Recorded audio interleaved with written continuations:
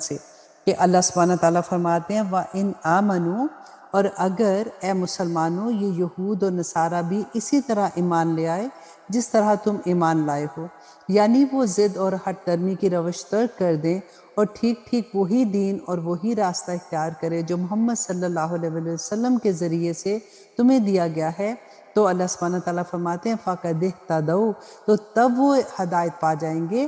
وَإِن تَوَلَّوْا، اور اگر وہ پیٹھ موڑ لیں تو پھر وہی ہیں جو ضد پر ہیں، اور اگر وہ ایمان نہیں لاتے تو اس کے معنی یہ ہیں کہ وہ ہٹ درمی اور ضد میں مبتلا ہو چکے ہیں اور دشمنی اور مخالفت پر اڑے ہوئے ہیں۔ اللہ سبحانہ تعالیٰ فرماتے ہیں فَسَيَكْفِيكَهُمُ اللَّهُ، کہ اے نبی صلی اللہ علیہ وسلم آپ کے لیے ان کے مقابلے میں اللہ ہی کافی ہے، آپ فکر نہ کریں۔ آپ صلی اللہ علیہ وسلم کمپرومائز کی کسی دعوت کی طرف توجہ ہی نہ کریں، کچھ دو کچھ لو کا معاملہ آپ بالکل بھی نہ سوچیں، آپ ان کی مخالفتوں سے مرغوب نہ ہوں اور ان کی دھمکیوں کا کوئی اثر بھی نہ قبول کریں۔ اللہ سبحانہ تعالیٰ آپ کی حمایت کے لیے ان سب کے مقابلے میں کافی ہے۔ اور پھر اللہ سبحانہ تعالیٰ فرماتے ہیں وَهُوَ السَّمِيعُ الْعَلِيمُ، کہ وہ سب کچھ سننے والا اور سب جاننے والا ہے۔ ایسا نہیں ہے کہ اسے معلوم نہ ہو کہ آپ صلی اللہ علیہ وسلم اس وقت کن حالات میں تھے، کیسی مشکلات ہیں آپ کے اوپر اور کس طرح کی نازک صورتحال ہے جو دن بدن شکل بدل رہی ہے۔ اللہ تعالیٰ ہر طرح کے حالات میں آپ کا محافظ اور آپ کا مددگار ہے۔ حضرت عثمان رضی اللہ عنہ شہادت کے وقت قرآن حکیم کے جس نسخے پر تلاوت فرما رہے تھے اس میں ان الفاظ پر خون کا دھبا آج بھی موجود ہے۔ باغیوں نے حضرت عثمان کو قرآن کی تلاوت کرتے ہوئے شہید کیا تھا۔ آپ کی زوجہ محترمہ نائلہ رضی اللہ عنہا نے آپ کو بچانا چاہا تو ان کی انگلیاں کٹ گئی اور خون ان الفاظ پر پڑا کہ فَسَيَكْفِيكَهُمُ اللَّهُ، کہ اللہ ہی تمہارے لیے کافی ہے۔ اور آیت نمبر 138 میں اللہ سبحانہ تعالیٰ فرماتے ہیں صبغۃ اللہ، کہ اے نبی کہہ دو کہ ہم نے تو اختیار کر لیا ہے اللہ کے رنگ کو۔ وَمَنْ أَحْسَنُ مِنَ اللَّهِ صِبْغَةً، کہ اللہ کے رنگ سے بہتر اور کس کا رنگ ہوگا۔ وَنَحْنُ لَهُ عَابِدُونَ، اور ہم تو بس اسی کی بندگی کرنے والے ہیں۔ اس آیت میں عیسائیوں کی رسم بیپٹزم کی طرف اشارہ کیا گیا ہے، جسے استباغ یعنی رنگ چڑھنا بھی کہا جاتا ہے۔ کسی شخص کو عیسائی بناتے وقت وہ اسے غسل دیتے ہیں جو بعض اوقات رنگا ہوا پانی ہوتا ہے۔ ان کے خیال میں اس طرح اس پر عیسائی مذہب کا رنگ چڑھ جاتا ہے۔ یہ استباغ جو ہے یہ پیدا ہونے والے بچے کو بھی دیا جاتا ہے، کیونکہ ان کے عقیدے کے مطابق ہر بچہ ماں کے پیٹ میں گناہگار پیدا ہوتا ہے اور یسوع مسیح کے کفارے کا حق ادا نہیں ہوتا۔ قرآن پاک کا ارشاد ہے کہ اس بے سروپا خیال کی کوئی حقیقت نہیں ہے۔ رنگ چڑھنا ہے تو اللہ کا رنگ چڑھاؤ جو توحید خالص کا رنگ ہے۔ اور آیت نمبر 139 میں اللہ سبحانہ تعالیٰ فرماتے ہیں قل، اے نبی ان سے کہہ دیجئے اتحاجوننا فی اللہ، کہ کیا تم ہم سے جھگڑ رہے ہو، دلیل بازی کر رہے ہو اللہ کے بارے میں، کہ حالانکہ وہی ہمارا رب بھی ہے اور تمہارا رب بھی ہے، رب بھی ایک ہے، دین بھی ایک ہے، ہاں شریعتوں میں فرق ضرور ہے۔ اللہ سبحانہ تعالیٰ فرماتے ہیں کہ ان سے کہیے کہ ہمارے لیے ہوں گے ہمارے عمل اور تمہارے لیے ہوں گے تمہارے عمل، اور ہم تو خالص اللہ کے لیے ہیں، ہم اس کے لیے اپنے آپ کو اور اپنی بندگی کو خالص کر چکے ہیں۔ یہاں پے در پہ آنے والے 3 الفاظ کو ذرا نوٹ کیجئے، یہ مقام میرے لیے اور آپ کے لیے بھی بڑا سوچنے والا ہے۔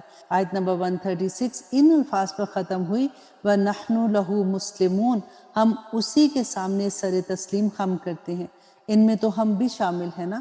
اور اس کے بعد آیت نمبر 138 کا اختتام ان الفاظ پر ہوتا ہے کہ وَنَحْنُ لَهُ عَابِدُونَ، کہ ہم اسی کی بندگی کرتے ہیں، صرف اسلام نہیں، عبادت یعنی پوری زندگی میں اس کے ہر حکم کی پیروی اور اطاعت درکار ہے۔ اور اس کے آگے یہ بات آئی کہ وَنَحْنُ لَهُ مُخْلِصُونَ، کہ یہ عبادت اگر اخلاص کے ساتھ نہیں ہے تو منافقت ہے۔ اس عبادت سے کوئی دنیاوی فائدہ پیش نظر نہ ہو، یہ عبادت خدا کی ہے۔ دین کو دنیا بنانے اور دنیا کمانے کا ذریعہ بنانے سے بڑھ کر گری ہوئی حرکت اور کوئی نہیں ہے۔ رسول اللہ صلی اللہ علیہ وسلم کا ارشاد گرامی ہے جس نے دکھاوے کی نماز پڑھی اس نے شرک کیا، جس نے دکھاوے کا روزہ رکھا اس نے شرک کیا، اور جس نے دکھاوے کا صدقہ و خیرات کیا اس نے شرک کیا۔ یہ تینوں چیزیں ہمیں اچھے سے یاد ہو جانی چاہیے۔ اور آیت نمبر 140 میں اللہ سبحانہ تعالیٰ فرماتے ہیں کہ کیا تمہارا کہنا یہ ہے کہ ابراہیم علیہ السلام، اسماعیل، اسحاق و یعقوب اور ان کی اولاد سب یہودی تھے یا نصرانی تھے؟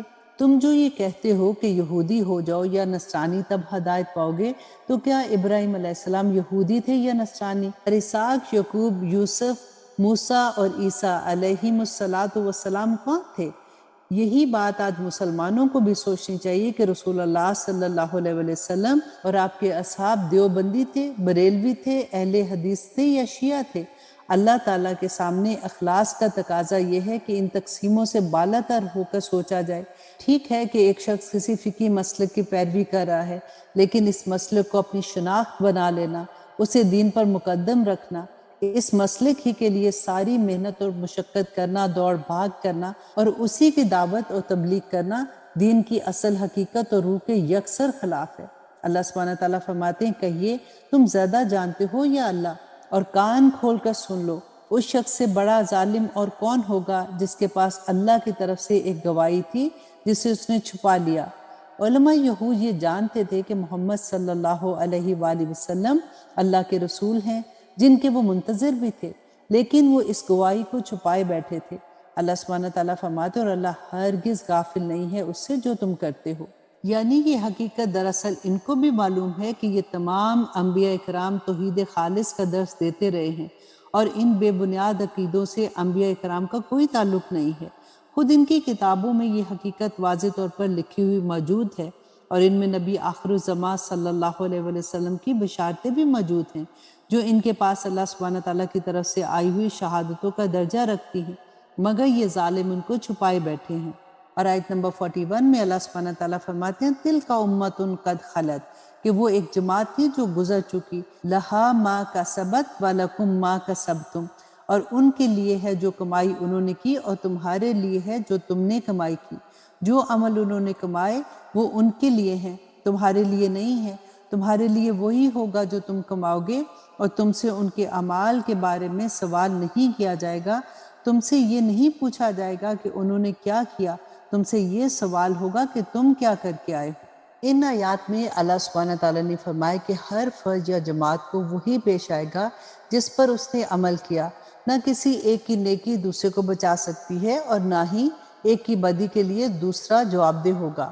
اللہ سبحانہ تعالیٰ نے فرمایا کہ انسان ابا پرستی اور پرانے خود ساختہ نظریات میں بری طرح جھگڑا ہوا ہے، اور سابقہ طریقوں اور روایات کو چھوڑنے کے لیے تیار نہیں ہے۔ یہی حال یہود و نصارہ کا تھا۔ وہ کہتے تھے کہ ہم حضرت ابراہیم علیہ السلام کی اولاد ہیں، فی الحقیقت ان کا ان سے کوئی تعلق نہ رہا، اور نہ ہی وہ ان کے طریقوں پر قائم رہے جن کی طرف حضرت ابراہیم علیہ السلام اور ان کی اولاد نے دنیا کو دعوت دی تھی۔ حقیقت یہ ہے کہ اللہ کے ہاں ہر گروہ سے یہ نہیں پوچھا جائے گا کہ تمہارے باپ دادا کون تھے، بلکہ یہ پوچھا جائے گا کہ تم خود کیا کر کے آئے ہو، کیا کرتے رہے ہو۔ اس لیے یہاں یہ فرمایا کہ جو کچھ انہوں نے کمایا وہ ان کے لیے، اور جو کچھ تم نے کمایا وہ تمہارے لیے ہے۔ بس سچائی کی راہ یہ ہے کہ ایک دوسرے کو جھٹلانے کے بجائے سب انبیاء کی تصدیق کی جائے، یہ خواہ کسی زمانے یا ملک و قوم سے تعلق رکھتے ہوں۔ اس لیے قرآن نے آ کر تورات اور انجیل کی تصدیق کی اور غلط باتوں کی تردید کی، ان باتوں کی دعوت دی جو تمام انبیاء ہر زمانے میں دیتے رہے۔ اور رسول اللہ صلی اللہ علیہ وسلم نے کہا کہ میری دعوت حضرت ابراہیم علیہ السلام کی دعوت ہے، اور حضرت ابراہیم نے بھی یہی سبق دیا کہ اللہ کا رنگ اختیار کرو جو سب سے بہتر رنگ ہے۔ اس سے بہتر کون سا رنگ ہو سکتا ہے؟ جب سب کا رب ایک ہے اور ہر انسان کے لیے اس کا اپنا عمل ہے، تو پھر اللہ اور اس کے دین کے نام پر جھگڑے کیسے؟ کیوں ایک گروہ دوسرے گروہ کا دشمن ہے؟ کیوں ایک انسان دوسرے انسان سے نفرت کرتا ہے؟ اللہ سبحانہ تعالیٰ فرماتے ہیں کہ یاد رکھو جو کچھ تم کر رہے ہو اللہ اس سے غافل نہیں ہے۔ یہ پارہ دعوت ابراہیمی سے وحدت دین کے بیان پر ختم ہوا۔ اس بات کو اچھے سے سمجھ لینا چاہیے کہ عقیدہ توحید سے ہی ہماری زندگی خوبصورت ہو سکتی ہے،